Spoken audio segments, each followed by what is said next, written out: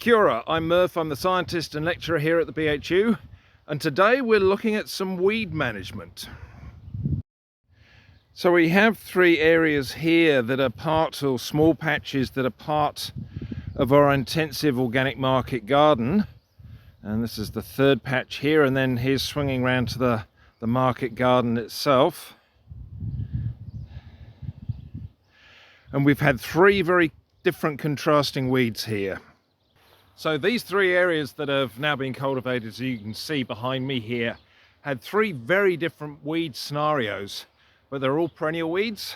So the first one that's behind me here is full of couch grass, also called twitch grass, Elymus repens.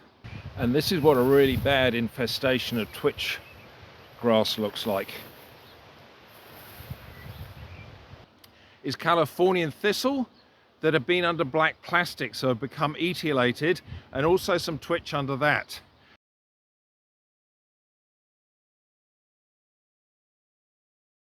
And the third area was some docks. And so here we have an example of a thick patch of dock plants. And these have been under some clear plastic, which, as it's springtime here and it's been on the cool side, had acted more like a glass house rather than solarization. It was only in the last couple of weeks with a few hot sunny days that these things actually started to get cooked. So although these are three perennial weeds, our approach to managing them is quite different. First up, the twitch. This has got this rhizomatous root system. Here we can see the rhizomatous stems of couch grass, which creeps just through the soil surface, and it's really thick through this area. So our approach to all three of these weeds is to try and take an ecological weed management approach rather than an approach relying on cultivation / tillage, which is very hard on the soil. So the twitch is a grass. If we tried to use another grass to compete with it like oats, it's just going to keep spreading underneath. So our decision here for the couch grass is to sow a little bit of oats, and the seed we have available to us is mostly oats and red clover. So with the twitch, we're going to put predominantly red clover in. Now, red clover is a very aggressive pasture species. It's a perennial clover, and here in Canterbury it'll easily grow to a metre high and then start actually falling over under its own weight and start smothering. So it's very effective at smothering other plants, and as a legume it fixes its own nitrogen, which gives it competitive advantage against grasses, particularly in low nitrogen situations. So we're going to sow a few oats in here as something that's going to get quick to establish, but it's going to be dominated by putting red clover underneath it. The Californian thistle, in contrast, has, instead of rhizomes creeping stems, it has creeping roots, but they're creeping deeper, typically 20, 30, 40 centimeters down. And it also goes dormant over winter, so it's only started appearing in the pasture in the soil above ground here in the last 2 weeks or so. There's no way red clover can compete with Californian thistle, because the Californian thistle can grow up quite long stems and get right up above the top of the red clover. So it'll even grow 1.5 meters, 2 meters tall in thicker stands. So the decision here was to really use the oats as the main ecological control measure, but also purchase some vetch seed. Common vetch grows better over summer, hairy vetch grows better over winter. And the vetch is a vine, it climbs up. So it climbs up the oats, and the oats have a very upright structure, but the climbing vetch leaves have more of a horizontal canopy. So between the two of those, they have potential to get right above the top of the Californian thistles and therefore exclude light.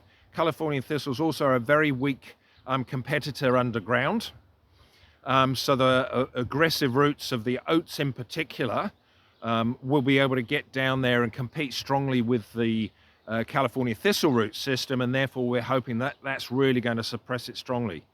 The third area is where we have docks, and docks are widely misunderstood in terms of how they regenerate and what can regenerate. They have a short vertical underground stem, which in horticultural terms is often called a crown, and they're morphologically identical to rhubarb. and from the crown they then extend a fleshy taproot. And a lot of people consider they can regenerate from the taproot, but I've done the research on this and I can assure you they don't. They can only regenerate from the crown, but a lot of people mistake the crown for true root. It's not, it's true stem. So the docks can regenerate very vigorously from that crown, and that's the only thing they can regenerate from.